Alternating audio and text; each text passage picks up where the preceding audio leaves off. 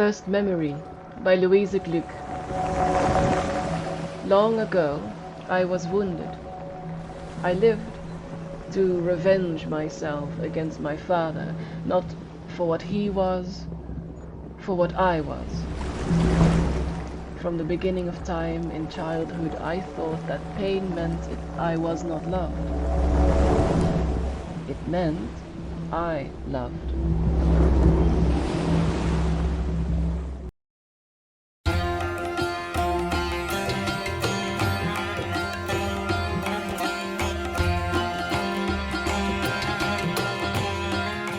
Uduasha City, where the sun is a mirror and the moon a shadow, where dancers cavort in forbidden operas, making love to forgetting and flame, where the wealthy play at war with silver swords and silken sashes, where the people mine the dead heart of a burning star for cannonballs and pipework, and where 1,000 secrets hide in a forest of paper and ink.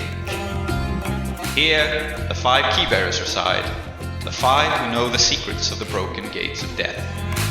5 only. There is no 6th spire, forlorn and forgotten in the desert.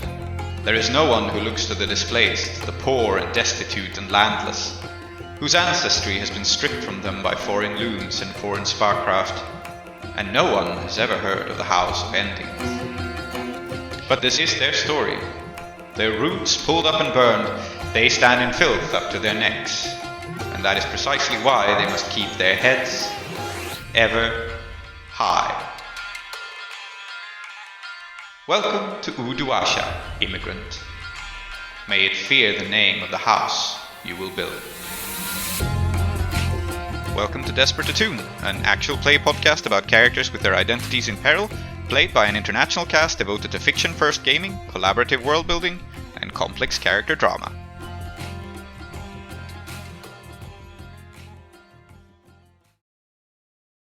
Welcome back, everyone, to Desperate Attune and the House of Endings. And today, our plans have changed a little bit. As you are aware, Emma is phasing out of the podcast and moving on, and so we were going to focus on Moss's story this session, but regrettably, we're having some scheduling issues, and Emma is not well today, so we will be taking the story in a slightly different direction, and we will get back to the story of Moss as soon as we can.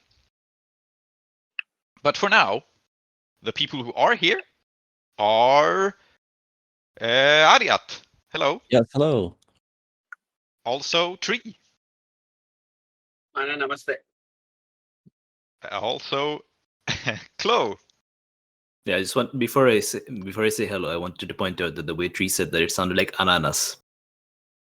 Oh, that's not what I said, but don't worry about it. Ananas is pineapple, I think, in Spanish. Yes, in many languages. In all languages except English, more or less. Or in many languages, at least. So, hello. Hello. And we also have our new player, Salty. Welcome, Salty. Hola. Me gusta ananas. Well, thank you. You're fitting right in with the deranged introductions. Is your name Gusta Ananas? No, no. Me I like Gusta Ananas. Me Salty. Me play. Okay. K-pop style. Why use lot word when few word do trick? So Salty, aka Gusta Ananas. Good to know your real what? name. Not Salty. trick? What? Yeah, sorry, please go on. Now I'm imagining you just need to add one letter and it becomes a name, Gustav Ananas. But anyway. Well, there's always more Future NPCs to NPC. generate. Yeah. Yes. Okay. Augustus Khan's brother, Gustav Ananas. Anyway. With that out of the way, this introduction is a little bit of a mess. But when we left off last session, quite a lot of things had happened. We had met Clementine, the golden-eyed rover from Sunfall, who has come to Uduasha to seek out a sword school to train, and then immediately proved that training was somewhat superfluous because Clementine easily kicked everyone's ass in the school. But that does not, of course, mean that Clementine necessarily has the insight into either politics or spirituality, which the school offers, which I got the feeling that Clem has interest in this direction, yeah? Yeah. She has been promoted to trainer. She has been promoted to trainer. But she has also been impressed by like Saeeda's overall general wisdomfulness. That's She had a because Clementine has yet to be exposed to the fullness of Saeeda's wisdomfulness. Yes. Can't wait. They threw Prince Katam into the wilderness when it was done. Yes. We also, to continue on this, we also saw the Falling Star Sword School begin to hit the crew in a variety of ways. They have gotten Bidrohi's tailor accused of violating sumptuary laws. Those fucking bastards. Yes. They have sent the Fursan after Mushfiq. And they have generally kicked up a stir and caused a lot of problems. And one of the other things that happened was that an unlikely ally appeared to deal with this problem for now, which was lesser, very much lesser, if it was to be believed, demon of exes in the form of a bunch of leeches that showed up and made some kind of a bargain or compact. I think it's very important that we give it its full names. Yes. Yes. Scab of Ixis, Pus of Ixis, Dirt under Ixis's feet. Yes. What a lad. Uh-huh. Yes, this creature has essentially hired, or attempted to hire at least, the crew as assassins, and is for now warding off the Fursan. But Mushfiq is still a wanted man. Even the demon's influence could not like completely scrub away like all the wanted posters and so on.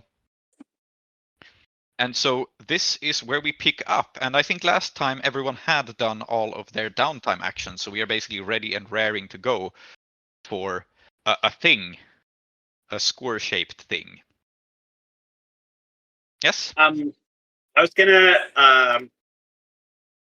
because I had such a bad time last time, barely managed to clear any stress because of that fucker who sent me a poem. Psychological poetry. That's what we've got. Oh, by the way, are you going to write that for us? This is Tree from the future. Just here to say that our intrepid listeners will recall that episode 17 of this campaign, Main Character Energy, began with this scathing poem. So it turns out I did write it. Anyway, back to Indulging Vice. I'm gonna indulge Vice. Yeah. Okay. You overindulge. And I actually, if it's okay with you, I should lose access to the jetty, because I suspect what happens is I might get attacked while I'm here and I gotta run away. And until I figure out whatever is happening with the Falling Star, they may not let me back in. Who attacks you at the jetty? Is it the Falling Star or is it something else entirely? I will leave that up to Prince. so, you lose access to the jet. I don't think you would lose access to the jetty just because someone attacks you there. Or Okay. Or maybe you would. Let me open up the book real quick. I have an idea, but I need to remember. I wrote an NPC that may be relevant in this situation. Pet Members Club, always numbering 333. Lol. Yeah, the Ruby Jetty is a members only club, of which Saeeda is not a member, right? But they sort of allow you to hang out outside. Like they tolerate your presence in the area, but you don't get the free dinners, basically. Yes. And so, give me a second while I look this up. What the kind of district is this? What the hell kind of district is this? Yes. What the hell was that? Tree? I'm not exactly sure. Uh-huh. Sometimes I'm just possessed. I'm the only one allowed on this chat allowed to do an insane American accent. I feel like when You stick to G'day. Stick to G'day. Sorry, what were you saying, Aadiyat? I was saying that I've, like, in my experience, whenever you do something like that, like it doesn't really help to ask the question why you did it. No, it really doesn't. Yeah. Yeah, never okay. once helped. Yes. Yeah. Okay, so I have an idea. I think J. Clev is a man who operates on many levels and who is smart. And I think the way this overindulgence will go is you were trying to deal with his poetry. And so I think it's only fair that he will fuck this up for you personally. And he will deny you access to the jetty. Yeah. Right? I think it's only fitting. Yeah. But he wouldn't just do that by sending thugs at you. It's quite unrefined. Yeah. And so Oh, what will instead happen is that J. Clev has, as we know, not been seen outside very much. He has not moved about very much. He has sent you this poem, and then he has focused matters on other things. And it is not the case that he is just going to kick you out or deny you access to your place of vice indulgence. But what will happen is quite simply, this club always has the same number of members. You can only get an entrance when someone dies. And so word gets out to you that J. Clev has killed one of them and is now a club member. Oh my Go there at fucking your own god. risk. Okay. That's great. That's So fantastic. That's lovely. Yeah, it's not like you can't go there. It's just that you would come face to face with him, and as Saeeda has established, he's a way better sword fighter than you, and you would be trespassing, so he would even be within his right to just kill you. Yeah. Okay. Great. I find this out because he has sent a person who works at the club with a letter letting me know of this, and I immediately fuck off. I don't have that much pride that I don't run away when I know I'm gonna lose. Yeah. So this doesn't necessarily have to be the angle of the score, but let's remember, J. Clev has just murdered some rich person. Yeah. He has. I mean, he did it. He did it entirely legally, so to speak. There was a duel. Yeah. There was a reason. Yeah. I'm just saying that there may be an angle for someone to pay us to take revenge. We'll see. There may. Yeah. But I think this is the most elegant solution, and it also somehow fits Ustad J. Clev to be a member of this exclusive and mysterious club. Yeah. So yeah, now and not even because he wants to be. He's doing it because it's funny and it'll fuck me off. Yep. Absolutely. We have to see this man on screen at some point. Yes. You say that. How about we don't? How about we just murder him off screen? I could do a long-term project to fuck him over off screen. How about that? Yeah, how long is that project going to be? So there may. I will phrase it like this. I think there will be an opportunity for you to use this score, but it's not an opportunity that will fall into your laps. Yeah. But you will for sure hear of the person he has killed, and you can investigate this. You can gather information about it, as it were.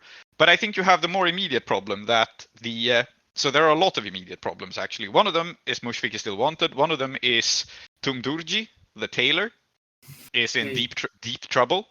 And the third is quite simply that, I mean, the Falling Star Sword School are looking to dispose of you.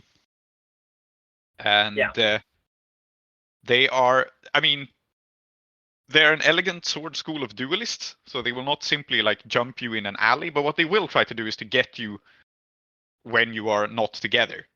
And I think you can figure this much out. Yeah. And so basically, I will open this with a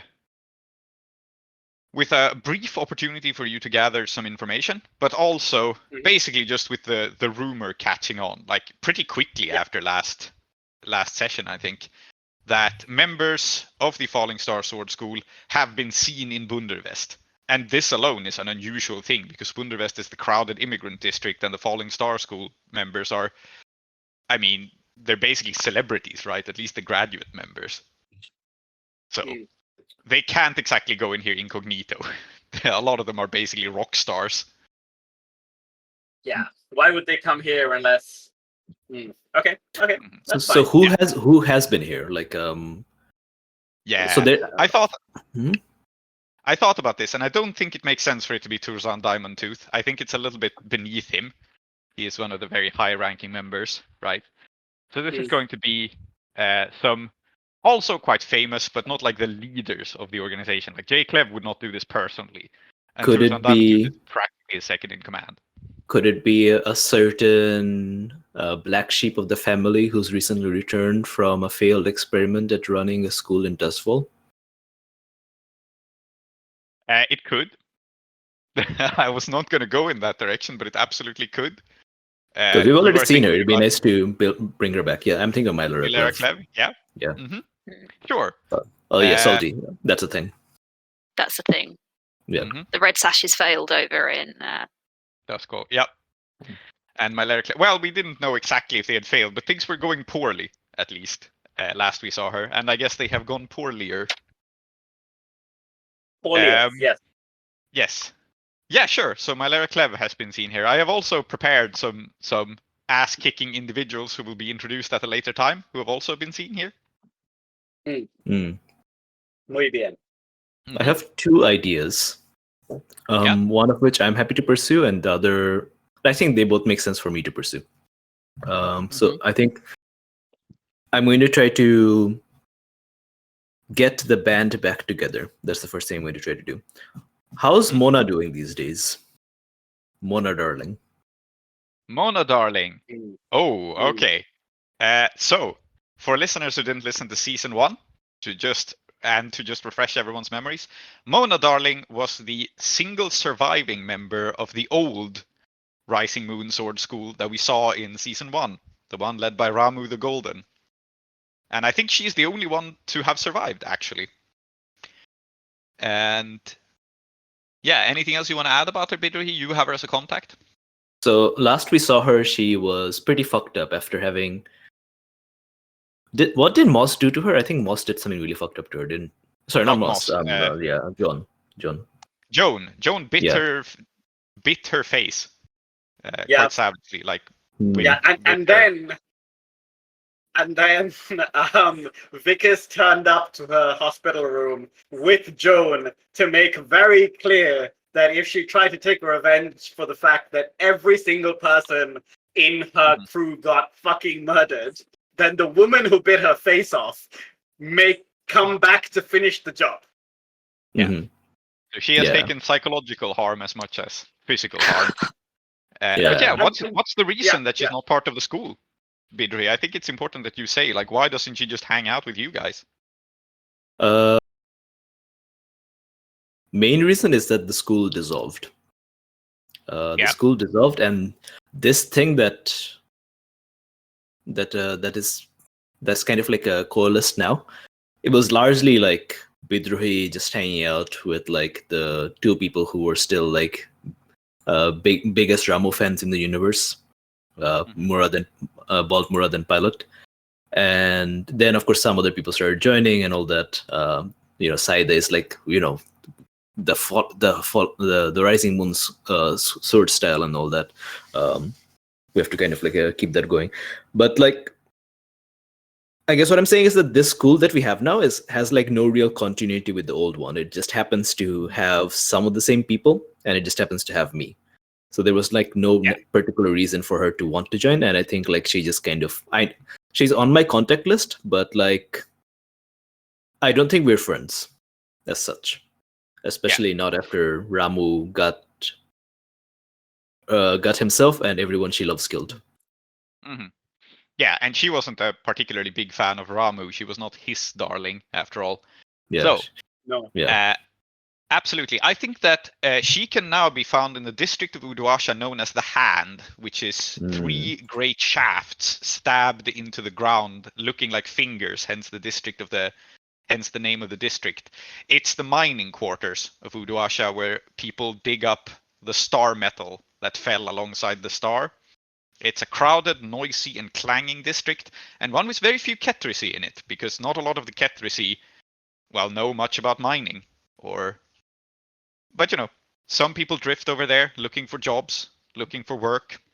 And so she lives somewhere there among the Chainbreaker University and the mining shafts and the strange crews that sometimes delve under Uduasha in search of artifacts.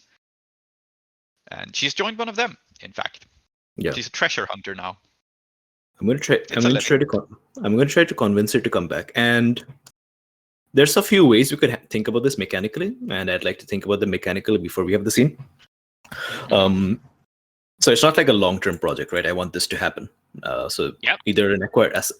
So we could see her as like I don't know, some expert that we acquire as an asset, or like if we succeed, then we just write her name as part of the cohort. Like she just joins the school. Yeah. Yep. I think it's logical. Yeah, I think that might be better. Like she just becomes part of the team instead of adding another cohort. Yes. Okay. So I'm going to go try to convince her to that, you know, we have a thing going on. She must have heard about it, and now we need all swords back. So I'm going to go. I'm going to bring. So Prince, who do you think was a better friend to her, Balmurad or Pilot? I think it was Pilot, your quiet crew member who's never spoken a word. But I think Pilot was closer to Mona. I'm going to bring Pilot, and if Saeeda Auntie wants to come, I would like to bring Saeeda Auntie with me. I suppose I should probably come. Sure. Yeah. Okay, we will start here then, and then I will cut back to, because I have a scene for Clem in mind also. Oh, cool. I would say Clementine would certainly be interested in being invited along, given her vice of ancestral steel. Okay. Yeah. Yeah, would 100% be into that. Yeah, come like, along. Should Mushfiq come as well? In that case, everyone should come. Yeah. We're all coming. Yeah. We shouldn't be walking around on our own anyway. Yeah. You're holding hands. Yeah. So out of character, like Mushfiq is still wanted. So how much of a problem is it gonna be for him to just walk around? Like, is it even possible to do that without getting? No, I mean, it's possible. Like, law enforcement is not particularly strong in Uduasha. It's just a risk, right? But I mean, you can put on a disguise or something. Yes, there even is subterfuge yes, supplies as an item you can mark. So I will put on this, guys. And because it is entirely within, like, it's the kind of thing Mushfiq would do. And okay, can we have your let's hear about exactly his disguise once we actually in, because I really want to see Mona react to whatever bullshit he's got going on. That's how I want to find out about what he's wearing. Okay. Okay, sure. So we cut to the scene and we will find out what Mushfiq is wearing in the scene. Okay, fine. Let's start with Mona then. I was not expecting this is where the session would begin, but it's fine. Yeah. I mentioned wanting to speak to her weeks and weeks ago, and we never got around to it. I think this is the time. Yep. In the Hand, in the mining district, there is a wall called the Wall of Souls, which commemorates a mining accident that happened generations ago at this point. And yeah, it's a wall of the names of people who have died in the mines. And there is a small drinking hole that overlooks this. Just like a small bar/restaurant from which you can see the wall and the people who come there to pay their respects to the dead. It will be at this bar that you meet her. I don't even think it has a name. It's just like a place people have set up to go drink nearby. People just say at the wall.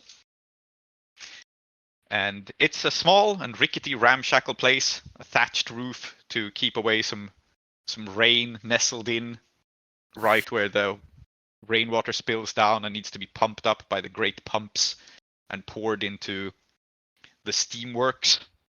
This is where you find Mona. And she looks quite different. You have word via the Ketrisi refugee community that she lives here. And yeah, let's introduce her. Let's do a bit of a round. Starting with Tree, because you're the person who introduced Mona. So what's like her build? What about her hasn't changed? You know, we know her face has, but... Yeah, I think she remains physically fit. I always imagined her as someone who was very fast, and I think she remains nimble now. And I think the thing that, like, anyone who knew her before still recognizes in her now is that kind of, like, ability to always to respond to anything, like almost instantly. Yeah. So she is fast and she is alert of her surroundings. Very well. She did receive a horrifying facial injury, and she has done something to deal with this. And I will ask Mushfiq here, what has she done? Is it surgery? Is it a mask? Is it like, how has she attempted to heal this injury or hide it? I don't think she could afford surgery. No, I was gonna say a mask. Like, I think Yeah. it'd be a mask, like, or like. So, is it her entire face that's fucked up, or just maybe parts of her face? Just part of her face. She Yeah, it's received like a very savage bite to one side. Yeah, of so her face, yeah. it'd be like a half mask or something, you know, where only the affected part is covered. Mm-hmm. Yeah. And what does it look like? Just in general, the vibes. Is it like an iron mask, a wood mask? I was thinking like, I guess the material doesn't matter, right? But I assume it's been painted, like, where, like, it painted in the way, like, I guess she figured that, you know, it's gotta be a conversation piece, right? Everyone's gonna be like, what the hell happened to your face? Might as well make it look nice. Yeah, okay. Yeah. So she has a decorated mask, one that's actually kind of eye-catching. Yeah, but very so well. cheap, because she works in mines. Yeah, she's not terribly rich. I think she's a little bit better off than most of the other miners because she engages in RKO mining. Is that what she does? Yeah, okay, that's good to know. She's with a gang that delves a little deeper. I mean, you know, she's still a dangerous person, not just a humble laborer. That's such a cool name, Archeo Mining. Yes, she's a cool woman. Yeah. Bidrohi or Klow, tell me what her equipment and gear is like. Because again, you know, she's not just a miner, right? She does some dangerous stuff. So what sort of odds and ends and knickknacks and weapons and stuff does she carry? Tree, remind me what her fighting style was. I remember that you had like a small list for this. Do you remember it? Oh yeah. Give me 1 second because I have written this down somewhere. I like maybe she fights with a sickle because again this is Falling Star, right? So sickle and kicking, I guess. Yeah. But I will say what she uses for work. She's an archaeo miner, right? That's the higher end shit. And this is the hand. This is probably the most dusk volian part of Uduasha, right? Yep.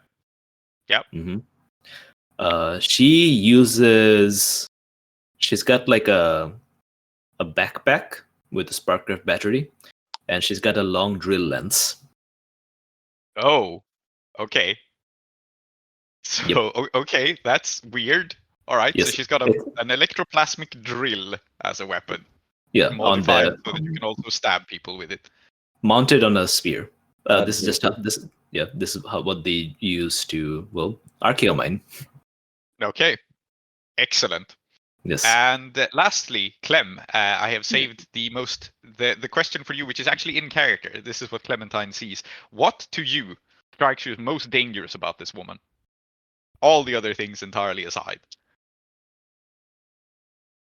Oh, I think she's not got her back to the wall or anything. She's right in the middle of the restaurant bar, maybe even near the overlook. And when we approach her, she's got her back to us, completely aware of we're there, but it's a little bit of an insult there. Yeah. And she is eating a bowl of snails. And as you approach, she like crunches down one of the shells against the table, just audibly, and there is a crack to notify that she has noticed you. And she turns slightly so that you see the masked side of her face. And she just says, Kethrisi. So she would say that if she didn't immediately notice me, right? Because she would know me. So I'm also because you're not been a that big long. group of people entering, so I think maybe she noticed it from your dialect as you were talking to each other as you entered or something. Yeah. But there aren't a lot of Kethrisi here. They stand out a little. Yeah, and she asked the question in Kethrisi. as well. Yes. Remind me how long it's been since everything went down? Since the events of season 1? We talked about it. I don't remember. I Was it don't a year? remember either. At least a couple hours, right? Couple hours, what? A couple of years. Yeah, it was a year. A year or two. Yeah. I think so. Because it was a year before even we started season 1, and then some times passed between season 1 and season 2 of this campaign. So Okay. So the reason she doesn't go hello Bidrohi is not because she didn't see me first, because I would obviously be at the forefront with Saeeda. It's because when I used to be an apprentice, my dad would make me shave my head Yeah. as a ritual humiliation. Yeah, you look different. Absolutely. Yeah. And I'll be like, hello Mona, it's me, Bidrohi. Do you remember me? I'm Ramu's son, Bidrohi. How are you doing? You look very... What the hell is that thing in your hand? It's a drill. It's a I guess. Drill? If you're referring to it. Yeah, that thing. And she had reached for it because she just noticed potential danger about, and now her hand withdraws from it. And she says, Bidrohi, you like snails? Fucking love a good snail. Okay, amazing. Mona, you were always, you were always so generous. Everyone, come around. Let's all get some snails in together. Oh, I'm sorry. So sorry. Hey. Didn't say everyone. I said Bidrohi, you like snails? Yes, I like snails, but come on, Mona. This is the Rising Moon Sword School. No, we're all like brother. Mona. would you like to test that statement? No, auntie, please. I told you it's a difficult history. Okay, but Yes, Mona, which is why I have permitted you. But let me tell you, I will not take any insult about our school, not from someone who cannot back it up. Ustad J. Clev may say what he likes. He could cut us in half. this is going very poorly, and it hasn't even begun yet. How? Okay, guys, Saeeda auntie, Mona. Okay, this is Mona. This is Saeeda auntie. Saeeda auntie is absolute badass, Rising Moon Swords woman, straight from Khatam village in Kethris, where I don't think Mona is actually from Khatam. No, I don't even know that Ramu was. Your mother was, right? Oh, yeah, that's true. Yeah. Oh, yeah. Yeah, and she's straight from Khatam. You know my hometown, and these are the other people in the school. Oh, there's Pilot. You remember Pilot? Hello, Pilot. Pilot nods. Yes, of course. Of course, Pilot just nods. Tossing her hair back, and then she approaches. She sits down and she grabs a snail, and Mona tilts her head, looks at her, and says, "Yeah, right, one. Bidrohi, I'm just giving you because you're a kid. You need them to grow. Okay, it's protein." Okay. Healthy breakfast makes man healthy, wealthy, and wise, he says, and sits down and he takes a snail. And yeah, she is pointedly being very rude to the rest of you by not inviting you to eat, right? But that's how it goes. But I'll be like, and okay, so Mona doesn't want to share her snails with everyone, but we can all get some snails. Waiter, get some snails. And before I got distracted, I was apologizing to Clementine, and now I'm speaking Hadrati. Apologizing to Clementine, because we should conduct this conversation in Hadrati so that our Sephirosi companion can understand this. See, look, what do you mean this isn't the Rising Moon Source School? We are going international now, Mona. Several, she says, and she turns and looks at Clem, and I think this is the first time there's eye contact between Mona and Clem, who had so far not been paying you a huge amount of attention. But there is this, she makes eye contact, she sizes you up, and tries to get a sense of you. And I think she immediately understands that you're a very dangerous person. I think that much is obvious about you. What? She didn't get that from me, but she got it from Clem? I gotta work on my stink eye. Yes. Clem is very much stink-eyeing the fact she's got this mask on. Where'd you get that mask? Very sensitive matter, Clementine. Let's not. Yeah, she grins underneath the mask, and then she says, "Found it in the depths, some kind of ancient magic thing." And she's bullshitting. Like, she's not even trying not to be. But the fact that it might be real, like, settles over the table for a moment, right? There are weird artifacts in the hand. Can I do something weird? Can I do something weird? Yeah. So we know that the King of Lies was also somewhere down there somewhere. Yeah. So can I attune to this mask and make it so that he blessed this mask before it came into her possession? Sure. You sure, Saeeda. You have proven that you can screw with the flow of time. So Yeah. I mean, I'm just saying. And like we established that some kind of ontological shift occurred with the King of Lies down in Ipri, so maybe this is part of that, and maybe it will always have been part of that, and also this is definitely not a test run. So well, you can try. You can try. So it's risky standard for you to take this lie and make it true. Would you like some assist on that? Yes, I would love an assistance on this. Oh, 100%. I want that mask. How are you assisting, though? So you're reaching back into the flow of time and making it so, right? Something like that. That needs a lot of energy. Clem's got a lot of energy to spare. Ooh, yes. Maybe Saeeda Auntie kind of pretends to be a little bit feeble for a moment. Clem offers an arm, a bit of physical contact. Okay, Great. So you're just kind of leeching off energy, yeah? That's what happens when you get two locked Doom fans together, locked in a room. I understand what's happening here. Very good. Yeah.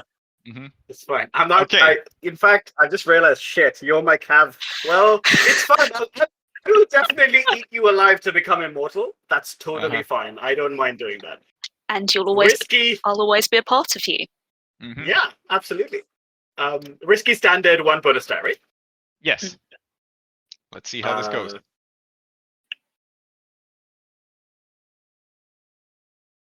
2 6s. Okay, so you critically succeed. Yes, Mona's mask is magical. You have established it thus. She said it. She was bullshitting when she said it.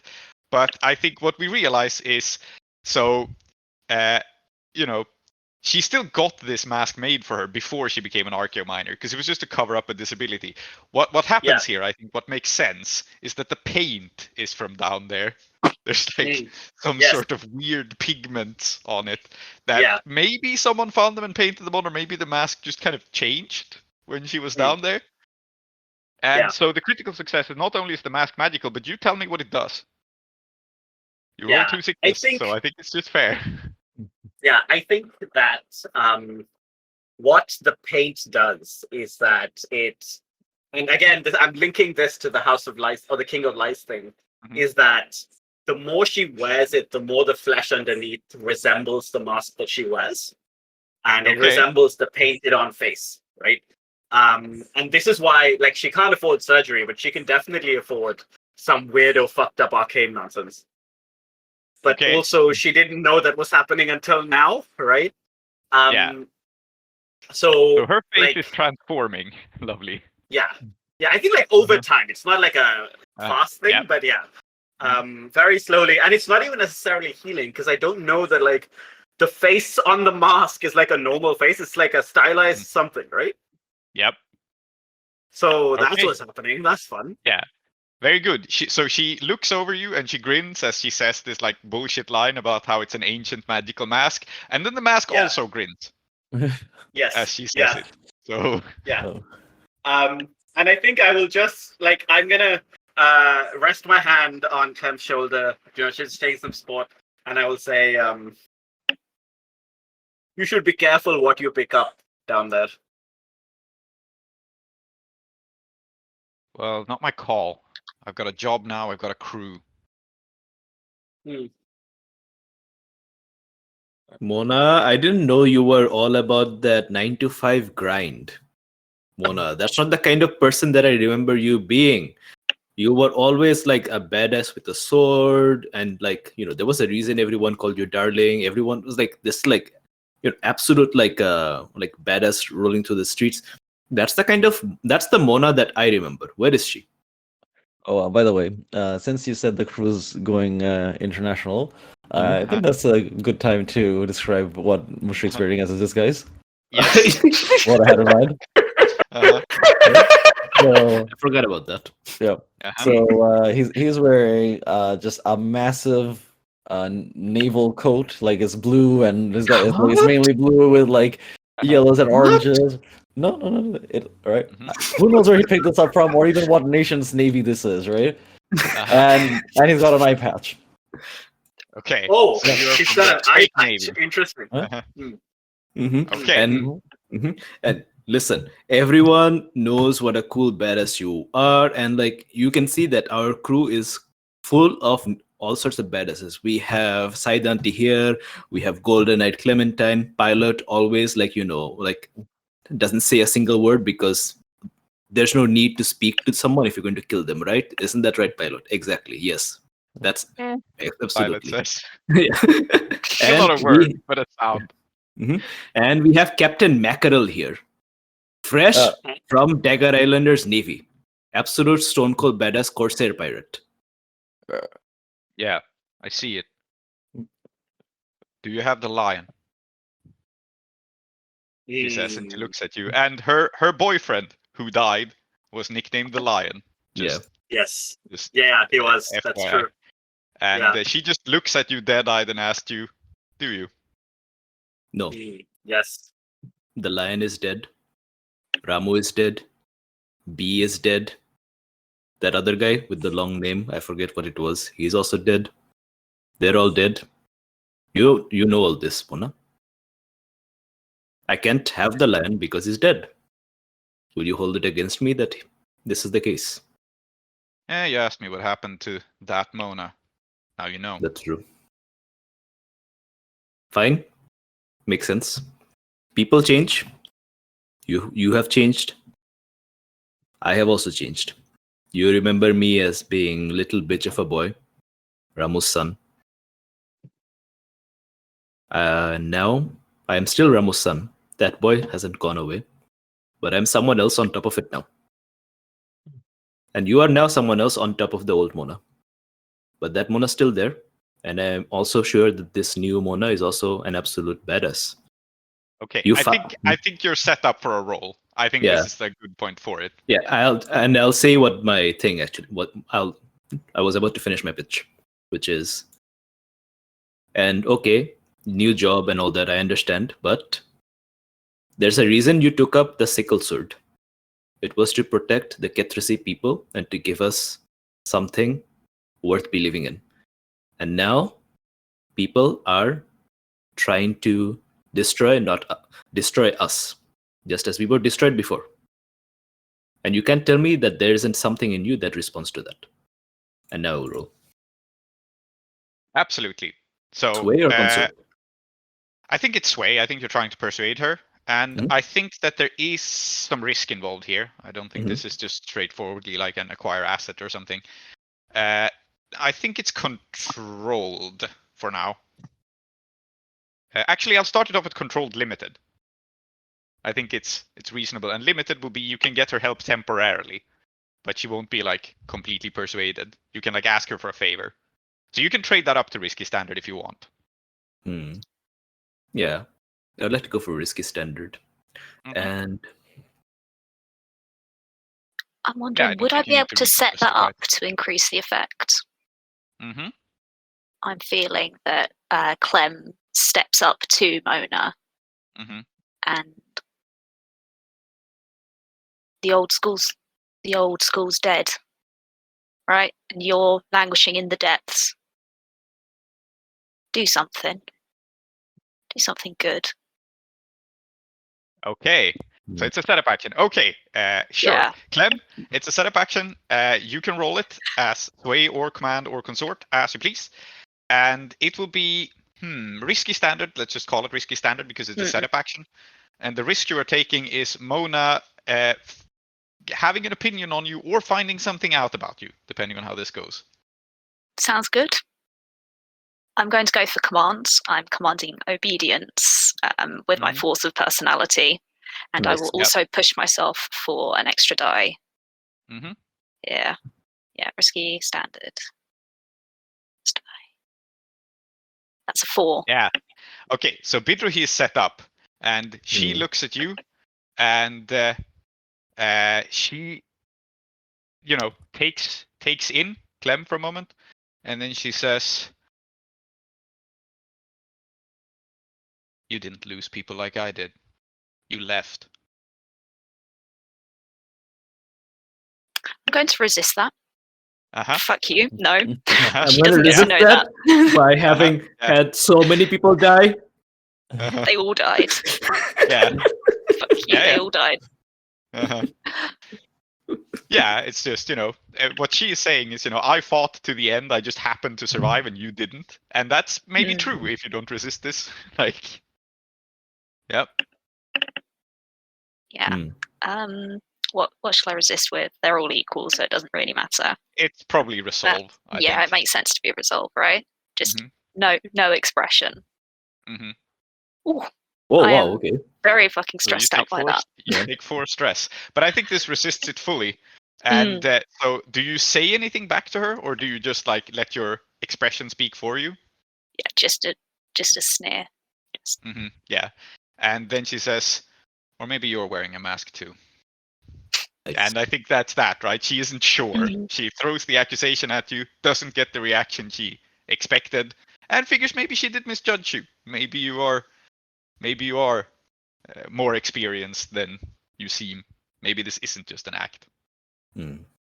Nice. And Bidrohi, sure. You are at controlled, standard, or Standard. risky, great. Your choice. I would like to be at risky great because I was thinking about this. I will I let this exchange happen, and then it turned back to Mona, and I'm going to reach for her hand. Yeah. And I will just say, trying to think of a name. Yeah, and I will just say, Fatima needs someone to look after her, and this is her sister. Ah, okay. She still has people left in Bundervest that she kind of abandoned. Absolutely. So risky, great. You have been set up.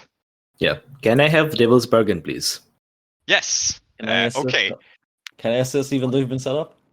Yes, of course you can. You can assist as well. Okay, How are you then assisting? Mushfiq just says that. How does Captain Mackerel help? Yes, Captain Mackerel. I think this character is supposed to be older than Mushfiq. Or the persona that goes, "My dear, if there's anything my time in the Navy has taught me, is that the crew must always stick together. Even when anyone doesn't do their job, the ship goes under." Yeah. Okay. Sure. So, thank you. I appreciate so that. she goes, he's definitely wearing a mask. I think she's a good enough judge of character, but it still gets through to her. It's still a nice sentiment. And I have a devil's bargain for you. So you've introduced Fatima, who is Mona's sister. And someone please note this down because it's getting to a tangled web of NPCs. Your devil's bargain, should you choose to accept it, is that Fatima is your ex. You had a fling, you don't anymore. Things are not good between you. I was going to say that is exactly what I want. Yeah. Mona does not know this yet. This, was either it happened after her time or it was kept from her, but she will find out and it will complicate things. So she doesn't know that I was with Fatima, or doesn't know that I'm no longer with Fatima? Which bit? She doesn't know that you're no longer with her. Yeah. So she knows that you were an item, and this is probably part of why this works, but she doesn't know that you broke up. Yeah. She's probably like, oh no, I can't leave Fatima to be defended by this fucking idiot. Yeah. 6, It's 3, a 3, 6. 3, 3. You roll a 6. I didn't need any of you. Yeah. So Mona says like, "You had to go and bring up my family, right? Okay, but you'd best take care of her real good, Bidrohi. Eat up the snails." Yes, She, they are famous aphrodisiac. Yes, I am totally with Fatima, and yes, thank you. mhm. She Yes. stands up. She looks at Clem and goes like, "I'm sorry if I misjudged you. Sometimes I don't really understand people as well as I think. But he is absolutely not a Navy guy, right?" And she asks Clem, looking at Captain Mackerel. No, Mm. Mona, that is Shere Khatam in clever disguise. But of course you know him. I'm going to like clap my hand over Bidrohi's mouth, and I will say, he doesn't know what he's talking about. Like you say, he's an idiot. He is indeed Captain Mackerel, but I don't believe Captain Mackerel has ever stepped foot upon the seas. But no, guys, Mona is not part of the crew, and everything's. I'm sorry to tell you that my hand is still firmly over your mouth.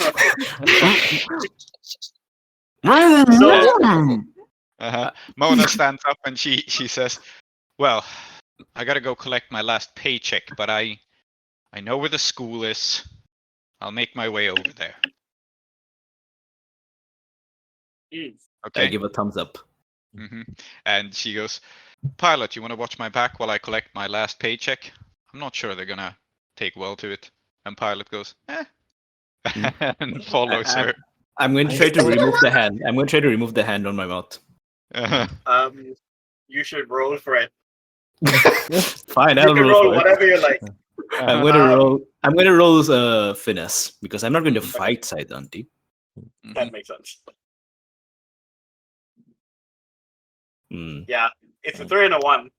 I feel like what that means is, as you shake your head violently, I remove my hand because I'm like, I don't want to get bit by you, and I will say, so you've learned your lesson, right? Mona, keep the cool lance thing. Steal it. You shout, "Steal it!" across the room. Fantastic. Like, I literally was like, have you learned your lesson? And It's what like- he does is prove that he has not. I learned my lesson that big Sparkcraft electric drill lances are fucking sick as shit, okay? Uh-huh. I hate this This is very true. so much. I will... Who will disagree? No comment. Not me. Okay. That's one thing I wanted to do. I Yes. can skip the other thing I wanted to do. And you know what? Let's stay in this scene just because it's funny. I think Yes. Giscard Yeah. is catching up with you. Giscard was at your Oh, yeah, that door guy. when you left last session, Yeah. but Giscard left was out having the a back. conversation with Moss. So Yes. I think now is where we introduce Giscard. So just to detail, he showed up at your door.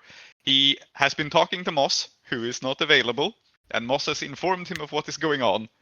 And then he has come to find you here in this restaurant. And he steps in and goes, "Ah, an excellent hiding place. A very good place for a discreet conversation." He shouts at the matching Bidrohi's volume. "I'll steal it." Who the hell is this tall drink of water with the incredible voice? And he steps in, and yes, this is Giscard, an extremely bribable silver nail. Is he wearing the uniform? I feel bad about this because this is Moss's character, but no, he's not wearing the uniform. He's also in a clever disguise. So I would normally paint the scene, but now I'll just define some things about him because I feel like it would be Moss's place to decide things. So he has a black mustache, well-combed black hair, and he is currently wearing a disguise, by total coincidence, as a different nation's Navy man. Of course, yes. Very different. Has a Navy coat that doesn't match Mushfiq's. But he swaggers over towards him and goes, "Aha, if it isn't my old rival, Captain Mackerel? Well, he draws it out so that Mushfiq can fill him in. You see. Oh. Yeah, absolutely. All right. So sorry, who is this? this is Moss's contract. Oh, Show up. Absolute. So He is okay, the but demon This hunter. guy. okay, but and that was also like in character, I guess. Like, Yes. sorry. Who is this guy? Yeah. Who is this guy? And he goes, Captain, who is this guy? Yes, we meet again. You know the funny Yeah, thing that's his about both your disguises? There is only one country that has a navy. Which one's that? I'm Is that Cross? Yes. Yeah. Who else would have a navy? Oh, well. the I mean, Connector they're Islanders islands. would have naval power. Yes. Yeah. He looks over at you and he says, look, I'm freelance. Okay. This is as good a place to speak as any. It's discreet, it's quiet. You did good hiding out here. No one will suspect anything suspicious going on between two rival navy captains, the Ketrisy and the Archaeominers. It is very normal. It's very normal. Yes. I raise my hand. And He since no looks- one, since no one says anything, I was like, okay, very cool conversation. Who the hell are you? My apologies. I am... And he lowers his voice conspicuously and leans forward and he says, Giscard, a friend of your sister. Oh, any friend of Sister Moss's is a friend of mine. Please sit down. Here are some snails. Thank you. And of course, because the Severosi aren't really French, this isn't racist. Yes. He picks up a snail, he studies it, and he says, I am admittedly used to more luxurious places. And then he like looks out over the area, and he says, Moss tells me you are in a load of shit, my friends. Like quite a lot of it. Mushfiq is going to respond to the first thing he says, which is that, when you spend why am I in French accent? When you spend enough time on the in the out on sea like I have, a place like this is like paradise. You know, I'm a real captain. Yeah, he catches on. He goes, yes, paradise. Here, drinking our rum with the girls of old Uduasha. Trails off. You are miles from any ocean, by the way. Yeah, You're in the desert. The funny thing is that every time Bidrohi says something, Saeeda's like, what? You fucking idiot, shut the fuck up. But here's Mushfiq going into full-on Captain Mackerel for no reason at all, and that's fine. What do you mean? What do you mean? No reason at all. I'm a wanted man, you know. Yeah. And with the disguise like this, the idea here, all right. The idea here is like, it's so ridiculous. Like, only a person who's supposed to wear this uniform will wear it. Yes. Yes. See? Yes. So, his card, he says, like, you are in a load of shit, and he leans forward and he says, she said you need my help. And he just kind of looks around to confirm, like, is this true? Well, we are looking for help from all sorts of quarters. Unfortunately, not this one. Thank you for your interest, but No, but this is the a door's over friend there. of... No, Clem, this is No. a friend of Sister Moss. Mm. What's happening His here? eyes, his eyes drift over to Clem as you turn down the help, and he says, I see. That's very much too bad. And What do you see? I don't know what's going on. Like, why, Clem? What's going on? Why do you not like this this sea captain? Do you like? Are you afraid of the water? Something along those lines. Well, that's fine because I can confirm that this is just a disguise. This man isn't a real sea captain. It's fine. Thank you, Bidrohi. Bidrohi, can I help you? Please, can I just help you? Can I? Yes, of course you can. Please, I think please feel Clem free to kind of jump in. slaps Bidrohi on the back. It's like, yes, thank you for your help. Feel free to Clarifying jump in. that this is not a sea captain. Yeah, if you're afraid of I the will- sea, and this man isn't a real sea captain, then I don't see what the problem is. It all makes sense. Please, Saeeda, jump in anytime you want. Yeah, so I will just stand up and I will look him in the eye and I will say, I hope it's clear that you are not welcome here, but I think it would be impolite to send you off without so much as a goodbye. So how about I walk you to the door? And I think this is going to be my clever way of like being like, "Ooh, you can still help us, but you got to make sure that like Clementine does not find out."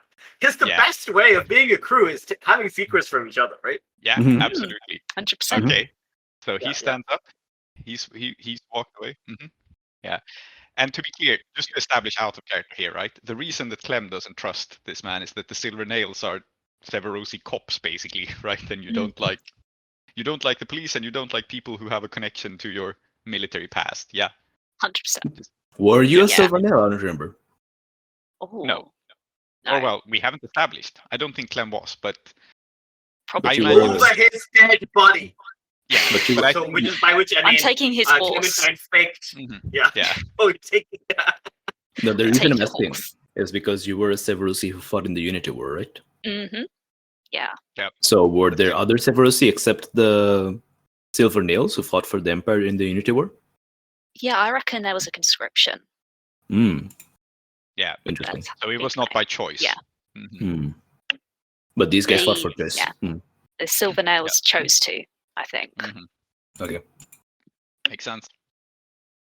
Okay. Then I think assuming you're willing to let Giscard be walked out by Saeeda, I'm going to keep everyone distracted. I think the last thing everyone hears before we kind of close the door and the scene kind of cuts away is Bidrohi saying, "Clem, see, it's fine. Just as Captain Mackerel is secretly Sherikhatam in disguise and not a real sea captain, that man was not a real sea captain either. I understand that fear of the sea is very, very powerful. Like there's so many fucked up things in there, but it's fine. You're safe. We're so many miles inland." Mhm. That's why I left Sunfall. Too much Yeah. sea. Good idea. Too many sailors. I wouldn't bother. I wouldn't bother visiting. Uh-huh. Mhm. Yeah. Yes, we established that it's hell on earth or something, right? And Mushfiq will like is listening to all this, and he like sagely nods and says that I would know a sailor anywhere, and he's not one. Oh God. And His Giscard backup. is walked out by Saeeda, Yeah. and as soon as you're out on the streets, I guess, he goes, Yeah. So, is this some kind of game you are playing, you and Moss? To Saeeda. No, I think Saeeda is going to do something that like maybe they haven't done ever before on screen, which is that they will look at like somebody who's also outside the pub and like see if they can bum a fag. Yep. And like just like look at Giscard and say, do you want to? Thanks. Yes, I appreciate it. Yeah, so like I'll just like slip them a couple of slugs to like make up with make the sum up, whatever, you know what I mean? Pay them back. And as I light it and take a drag, I will say the Rising Moon School is a collection of very difficult and tricky people. You've just met our most recent recruit, who is not, I don't think, any less difficult or tricky than the rest of us. I do not think that she likes Silver Nails very much. And I do not think that she likes you very much either. Well, the feeling is very much mutual. However, you really are in a lot of trouble. From what Moss told me, this is a serious matter, and you want out, right? We need all the help we can get. Well, every single person who is known to be linked to us is under threat. I got a very nice letter earlier today telling me that if I don't stop fishing in the Ruby Jetty, that one of the ustads of the Falling Star School will send somebody around to slit my throat. And I do not think for a single second that it was a coincidence that a demon of excess offered us a very convenient deal against the Frosan just as all this blew up. Look, we of the Empire do not meddle in the affairs of the demon houses. It's much too dangerous and politically sensitive. But we are aware of them, of course. There is a play between Ixis and Rakis. That much I can tell you. And it seems Ixis has acted first with regards to you, but the other one will too. And probably more directly than just the school. Yes. I can No, go on. I can tell you this much. I don't know the details of the feud or the squabbling, but the thing that approached you, it is most interested in one of the Falling Star Sword school members dying in Bundevest. Why, I cannot say. It's part of its ploy. So, you kill anyone, even someone who comes after you and yours, you play straight into its hands. It's a demon of Ixis. I can't claim to know exactly what it is planning. No, this does not surprise me. It gave us a deal we could not afford to refuse, so that when we did its bidding, we would have no choice. I am no fan of the Empire myself, but I have no luxury in this case. Bidrohi is right that if you are a friend of Moss's, you are a friend of mine. Well, all I wish to... No, he says, well, I offer my assistance, but I do want you to know roughly what this thing is planning, and it will be all too easy for some of the prize pawns of Rakis to go missing in your district, which is exactly what it hopes. Yes. If you would not be averse to assisting us, then I will endeavor to ensure that Clementine and you do not happen to operate in the same theater of this war. There is much that needs doing and not enough people to do it, and I will not turn away your help. And indeed, I'm grateful to you for it, and I'm grateful to Moss for arranging it. I can only hope that you understand that I cannot afford to turn Clementine away either. Of course, I am quite understanding of the situation. We are not the most popular organization in Sunfall, he says with a not in dry little smile. Oh no, that's not true. I think in Uduasha they have like they're kind of celebrities because they're very sexy. Mm-hmm. Sure, but I think they're also like the imperial power, right? Like the Also, I think it's like agents of the Empire. Yeah. People just generally hate the Empire, but like the Silver Nails are kind of like the PR, like way in which the imperial propaganda can kind of filter in, because these guys are real badasses. People like Cerberus in general here. I'm hearing that they're the K-pop idols then of the Empire. Oh my! I wish you hadn't said that. I was going to say they're the Marine Corps of the Empire, in that like they're what all of the films and the propaganda are made of. But now that you said K-pop idols, I guess this guy has a really good singing voice. This is anyway, not canon. Anyway, he finishes his cigarette and says that we are not popular in Sunfall. And what do you say? Yeah. Oh, I said you are not popular in Uduasha either. From your point of view, maybe that's true. And he says, well, count yourselves lucky that you don't have to deal with the ghosts. I can imagine why that woman has something against us.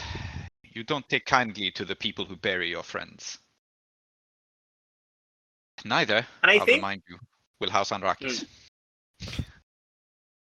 Yeah, and I think that, to be honest, this is something that Saeeda's not super familiar with, because both where they grew up and in Uduasha, and like generally in, I think, Iruvia, wherever they've traveled, like ghosts are not as common a problem as they are in Purus or Severus, right? Yeah. So it is something like quite different. And I think that they will also like finish their cigarette, drop it, stub it on the ground, whatever, step on it, I guess. And then she will say, there are allies that I must meet to discuss some of this demonic business. If you come with me to meet them, perhaps we can make use of each other's networks and avoid Clementine in the doing. Meet them. I have only one question. Where? I will send you the location. It'll be in Ashcloister. Ashcloister. All right. I was about to say I'm not going to an establishment like this again. These snails are horrible. One must eat them to be polite. Yeah. I mean, this is a man motivated by greed. Ashcloister is just a much nicer district. 100%. Yeah. Okay. And I think I'm going to turn around and basically, as I walk back in, I'll say, sorry, I just gasping for a cigarette. And like me smoking and like that conversation happening to last the length of a cigarette was like the excuse for like why I went out and I didn't come back in, right? So it's just a little more plausible deniability. Yeah. Mm-hmm. Yeah. All right. I think that wraps the scene. You have Mona. I just have one question for Clementine, and I think like as I'm eating snails, I ask her. Actually, no, it wouldn't make sense for me to ask it because I am convinced. I think in character that you're afraid of the ocean, and that's why you don't like that guy. But how did you know he was a silver nail? Because he didn't come in the uniform, and he was pretending to be a sea captain. The silver nails wear silver nails as in the form of a ring. They're very obvious. But that's why I'm saying that he wouldn't have been wearing that, right? No, I think he would have. Else? I think he would have, even undercover. Because the thing is, the silver that they wear is their only defense against ghosts. And I think there are no ghosts in Uduasha, but I don't see a silver nail taking that off. Like they get pretty fucking paranoid about ghosts. And it's discreet enough if no one looks directly at your hands, right? Probably he was wearing lots of rings. Just one of them happens to be the silver ring. Okay, that makes sense. If you know what you look for, it's there. Yeah, maybe it's a custom in Severus to look at each other's hands when you see somebody. Yeah. Or maybe you just looked because you recognized he was Severus. 100%. Figured something didn't add up, and Yeah. And I don't think they take those rings off. It's one of those like because if they do, they are defenseless against ghosts, and they are people who have seen what ghosts can do up close, right? Maybe they have like so there's a spider ability, Ghost Contract, right? Like if you break your contract, then you immediately suffer a fate worse than death. Maybe they have those about never taking the ring off. Yeah, maybe. Yeah, especially because I think it's implied that the Ghost Fighter ability comes from the silver nail itself, not like anything innate. Yeah, like you become a silver nail and you get that ability because of the silver nail. Very cool. Yep. Okay. So guest card is going to help us, and we have acquired Mona. And I mean they hold an interesting position, right? Because they are partly Severosi cops, but I imagine since Severos is more like sparsely inhabited, they're not so much police as much as they are like the Inquisition. So like they show up, they kill all the ghosts, deal with the problems, kill anyone who may or may not be possessed, and salt the earth, kind of thing. One of the things that I was thinking, because I was doing a little bit of like Severosi world building for something that didn't end up taking off, and Salty, you can veto this or whatever because you're the resident Severosi representative here. But the thing I was thinking was that Silver Nails are kind of like a pariah group in Severus because they threw in with the Empire. So they're like made up of like kind of oppressed tribes and so on, who are still like badass fighters who have to live in the wilderness and they can't live in the fortress cities. So it's a sort of like strange sort of like thing where through imperial influence, they're now these inquisitors and so on. But like the traditional role has been like almost untouchable. Yeah, I like that. That's a good way to do it, I think. That might add another reason why Clementine doesn't like them. Maybe there's a little bit of like lingering prejudice against who they're really supposed to be in the culture. I don't know if that's something you're interested in, but maybe it's part of it. Yeah, consider that. Yeah. Yeah. I think that's definitely interesting that they are pariahs. Yeah. Consider making your character racist. Or racist. Yeah. But anyway, that's just something I was thinking. So what happens now? I was about to get to that. What happens now is, I mean, problem hasn't gone away. You have Mona. You're bringing her back to the sword school. But I think Falling Star School is basically getting, like... They're snooping around not because they don't know where your lair is. They know perfectly well where your lair is. They're snooping around because they're trying to find... Right? Yeah, they're snooping around because they're trying to find an angle of attack, like a way to make this legitimate. Because they may be at war with you, but they're a little bit too refined to just show up and kick ass, right? But I think unlike they Ramu, have who genuinely thought he could just show up and kick ass.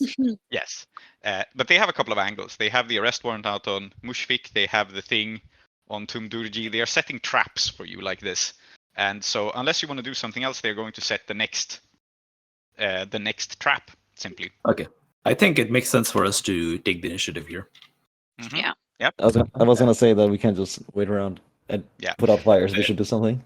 Yes. The wrinkle, as Saeeda has just learned, is that if you kill any of them, that somehow fulfills one of the demon's agendas. And I suppose you do tell us this.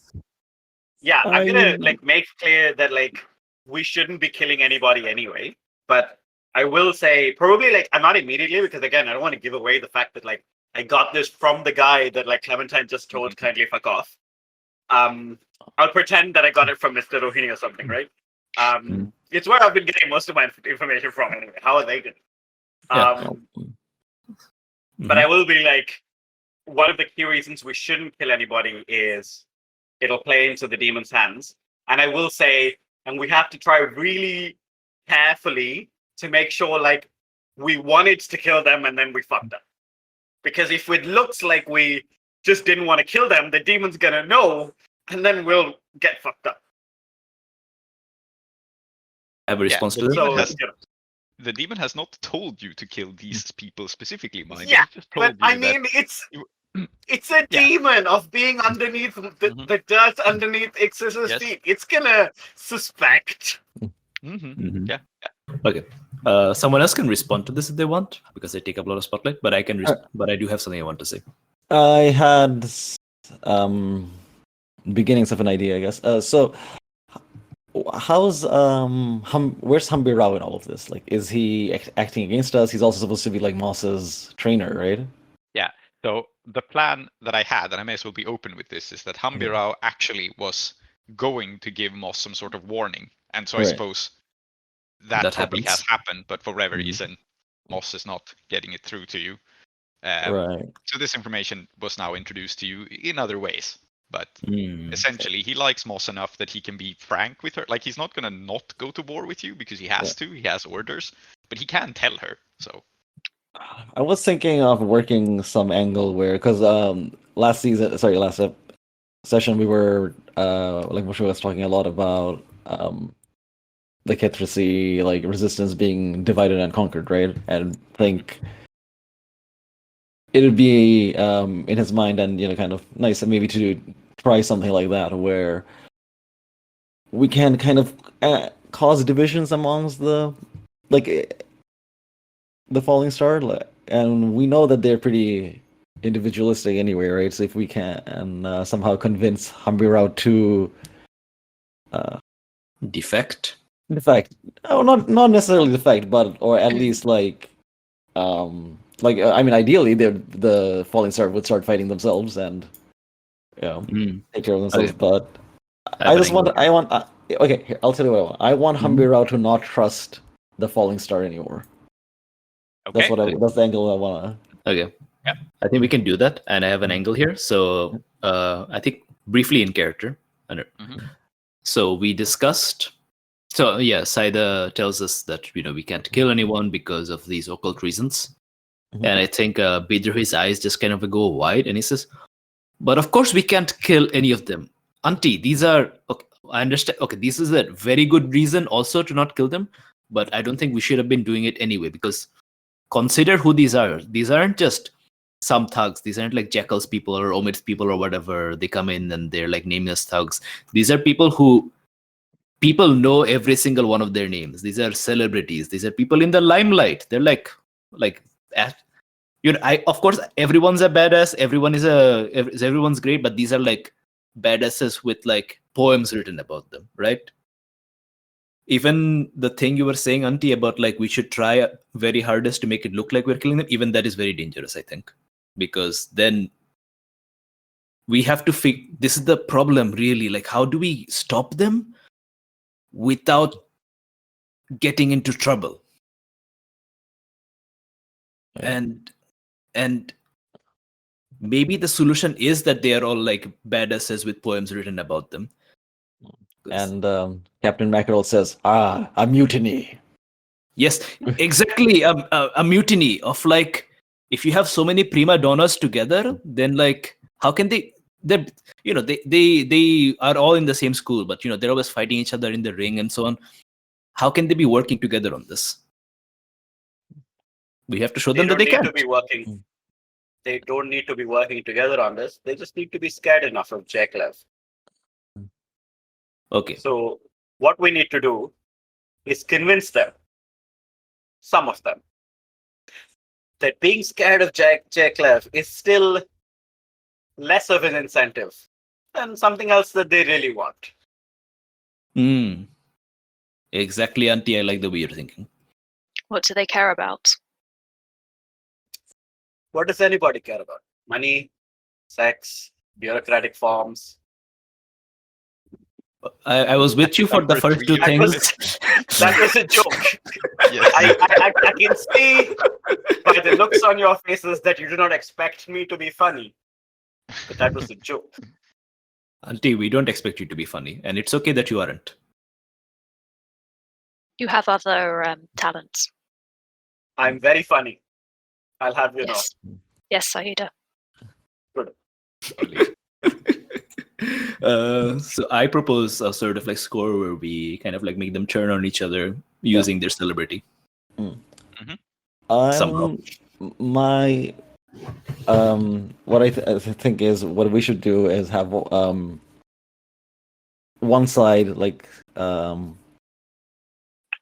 we should tell the Jaycliff side of the, or spread rumors around the Jaycliff side that Hambi Rao, he's very friendly with the Rising Moon, right? You can't be trusted, and at the same time get Hambi Rao the idea that they are gonna like like Bidrohi said, what are they in for? Like money, power, like fame, right?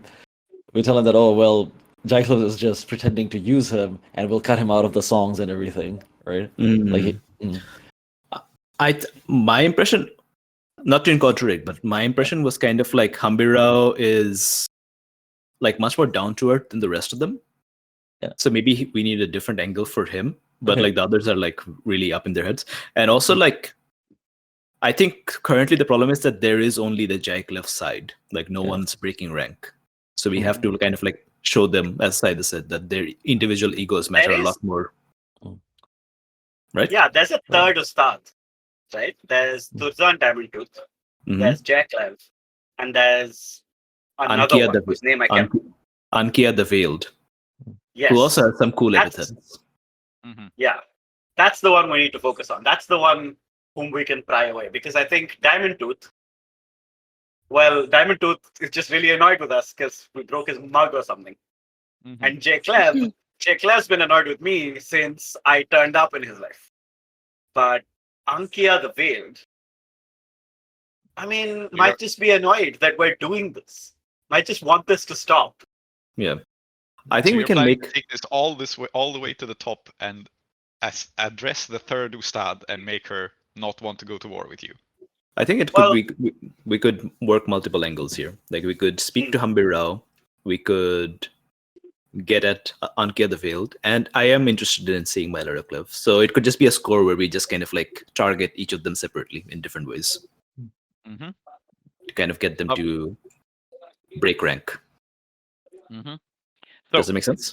Yes, I will set you up for a simple way to target 2 out of 3. I don't know if I can get Hambi Rao involved in the scene necessarily, but maybe it is possible. And I think the way to do this is that Mylara Clev is going to report back what she has found, because she is the person who's been spying around in this neighborhood. She's going to report, and I guess she's going to report to Ankia the Veiled. I guess she is, for whatever reason, working with her. And I think here is the angle where you can make this work. I'm suggesting this, you can reject it if you like, but their patron is House Anrakis, who very frequently hires a certain opera troupe that they have come to like. And so your friends in the Blue Smoke troupe can get you access to a conversation with Ankia. And Mylara will be there. Yes. This is good, because I think that all we need to do to get Hambi Rao involved is, if it's at a show, get someone to hire Hambi Rao for security. Because we know Hambi Rao does that. Right? He does. Okay. So the plan is to have Hambi Rao, Ankia the Veiled, and Mylara Clev at a show, and then use this to somehow get the opportunity to get a conversation with them while Mylara is trying to be like, yeah, so here's how we can kill all their friends. I think there's a really obvious reason why Ankia the Veiled is taking point here. So there's three main ustads. There's Jai Clev, who isn't going to be directly involved. The other option is Thurzan Diamond Tooth, and who's going to make him in charge of an operation? No one. So Ankia the Veiled is just it by default. Process of elimination. Yeah. And she may not even be the most suitable person. Maybe she doesn't give a shit about this. No. And we'll see. Yep. Okay. Absolutely. Okay, so you are going to go to an opera performance with them, and to be clear, other members of the Falling Star Sword School and other fancy people. And we'll see how it goes. I think this sounds like the makings of a score. Before the engagement rule, really quick. So we are doing this as we're doing this as like against the crew that we're at war against, right? Yes. We modified war dogs to be like it counts as our hunting grounds, right? Yep. So I'm going to really quickly use the free downtime action you get when you do a score in your hunting grounds to reduce heat. And I think the way I'm reducing heat is when we were at the hand, Bidrohi ordered like a ceremonial sort of drink because he was looking at the wall of names, and he poured out a drink in the honor of those who were named. So it's like, it's not about like us going incognito. It's more like people would probably be less willing to give us up because we honored them. Yeah, makes sense. Yeah. I'm going to call it finesse because I think it's about like looking badass and cool. Sure. You go for looking badass, and let's see. Roll the 3. Yes, you roll a 3, so you reduce 1 heat. Yeah, it does something, but it's like not really in our main district. Maybe that's the problem. Yeah, I've rolled it away. Yeah, I think basically it's Mona causes a bit less of a stir. So let us do the engagement roll, and then I had planned for you to be attacked this session, but that is not the plan we are going with. I guess you have breathing room now. Excellent. So, is this operation particularly bold or daring? Yes, it is. So you're at 2 dice right at the start. Is this operation overly complex or contingent on many factors? Also, yes. There's like a lot of falling star people there. So we're losing a die. So we're back to 1. Does the plan's detail expose a vulnerability of the target or hit them where they're weakest? I think arguably yes. Their egos, right? You're planning on the fact that they have fuck all teamwork. So 2 dice. Is the target strongest against this approach? No, I don't think so. So we're at 2 dice. Can any friends or contacts provide aid? Yeah, I think your allies have. So we're at 3 dice. Are any enemies or rivals interfering? Clem, I want to ask: is your rival, the rich libertine, the sort of person who might go to opera performances with the Falling Star Sword School, or are they a different sort of libertine and hedonist? Maybe they are. Have you established anything about Tamira? I have not. No. I think fuck it. Let's put Tamira in there. Yeah. Okay. Yeah. I mean, it's not going to be private for the Falling Star Sword School alone, right? It's a performance, and it's not inside the Rockies mansion, because then this would be insane. It's somewhere semi-public. It's in a nice district. There's an opera performance. It's sponsored by the Falling Star. They paid for it, but it's like a thing that you can attend. And so Tamira can absolutely attend it. Why is Tamira your rival? What's the situation between you and them, her? I think this is somebody I was assigned to work for back in Sunfall. Okay. Yeah, excellent. So it's a rich hedonist, maybe new money, who kept you on their payroll, and you rebelled? What? Something like that? Yeah, something like that. I think I've got some ideas brewing. Yeah. Okay. I have a suggestion for why they're specifically coming to this. They are Cherubino's new patron/lover. Yes, of course. Tamira. Cherubino being my unofficial rival. Yes. Of course, Cherubino's going to be here. He's going to be here, it's a problem. I mean, he's one of the performers. So yes, yeah. But okay. That's fine. That's so totally normal and fun. So then we're back to 2 dice. And are there any other elements you want to consider? Yeah, they're higher tier. So I think we're putting it 1 die. It's not as bad as it could be. Still not as good as it could be. Oh well, it is what it is. Yes. I nominate Clementine to roll, as it is their first. Yes. Please, Clementine, roll a die. You don't want to do this. Oh, yes, I do. Absolutely do. Yeah. It's just 1 dice. How bad could it be? It's a 50-50 chance. Yeah. 2 or 3. Oh. Go on. Right, come on. Go on. Are we all? Yep. Hey, That's what we wanted. There it is. Okay. That's like a crit, but in a different way. Yeah. Here close the doors to the House of Endings. Those who dwell within are Zoheb, called Klow, Aadiyat, called Soap, Soumithri, called Tree, and Emma. I have been Prince, your host. Our city of Uduasha is based on Blades in the Dark by John Harper and Evil Hat Productions, with special thanks to Johnstone Metzger. Follow us on Twitter, or support us on kofi.com/desperateattune. If you want to engage further with us, we also have a Patreon at patreon.com/desperateattune, where you will get our newsletter, extra content, and updates from Uduasha.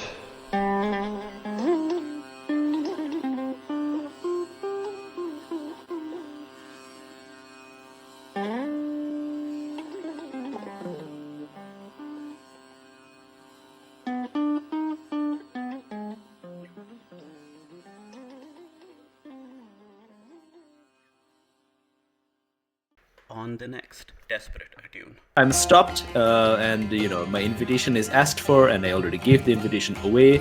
And if I had more time, I'd bullshit my way through it. And I think at some point I realized that Clem, who said after you, didn't in fact come after me.